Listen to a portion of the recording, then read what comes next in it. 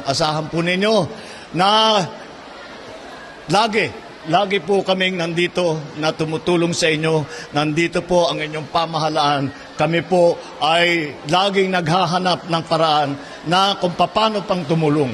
Kaya pagka meron kayong pangangailangan, wag kayong magdadalawang isip na humingi. At hindi ito po ang aming ginagawa. Sinasabi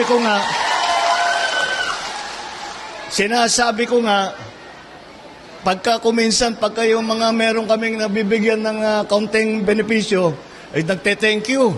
Huwag na kayong mag-thank you. Dahil trabaho talaga namin ito. Kaya ipera ninyo ito. Kaya binabalik lang namin sa inyo ito.